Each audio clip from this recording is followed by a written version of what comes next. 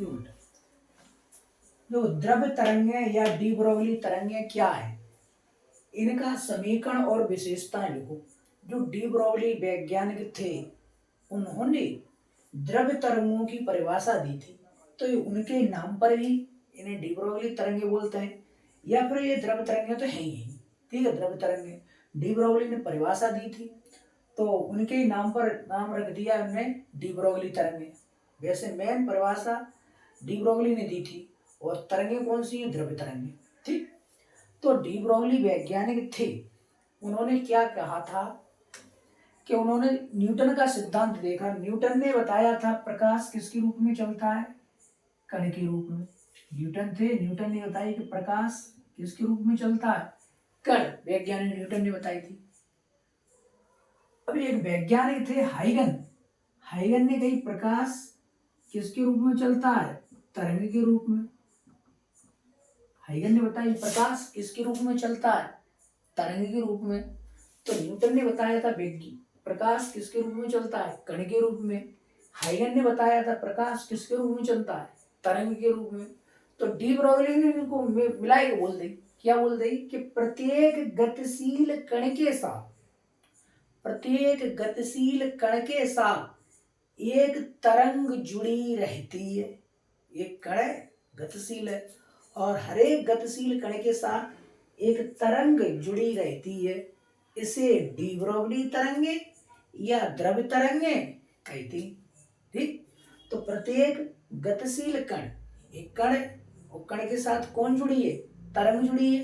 तो प्रत्येक गतिशील कण के साथ एक तरंग जुड़ी रहती है, जिसे डी ब्रोगली तरंगे या द्रव तरंगे कहते हैं। तो न्यूटन ने बताया था प्रकाश कण के रूप में, हाइगन ने बताया था प्रकाश तरंग के रूप में।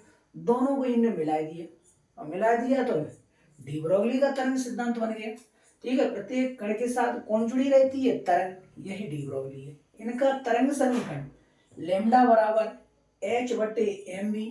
यहाँ m कण का द्रव्यमान होता है, v कण का वेग होता है, h प्लांक नियतांक होता है, और लैम्डा प्रकाश की तरंगदैर्घ्य होती है।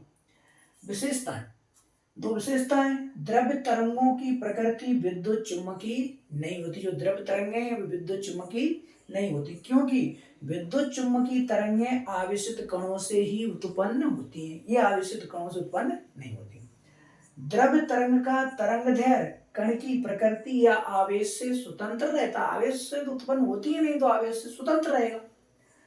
हाँ, अगला प्रश्न है कि द्रव्य का या डी ब्रोगली, द्रव्य बोले या डी ब्रोगली एक ही बात है। द्रव्य तरंगे आविष्कार कौन ने, परिभाषा किसने दी, डी ब्रोगली ने, तो उन्हीं के नाम पर डी ब्रोगली हो गए।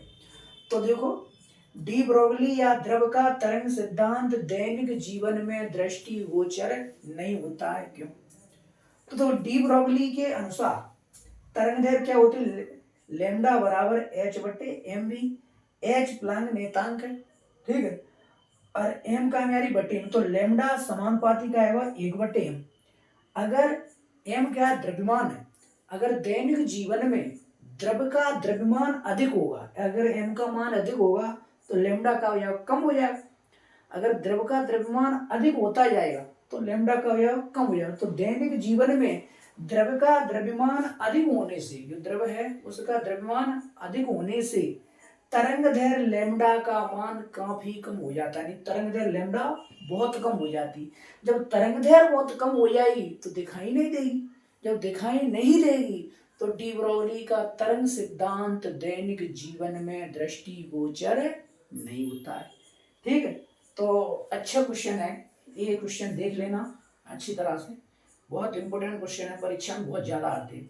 थैंक यू, धन्यवाद।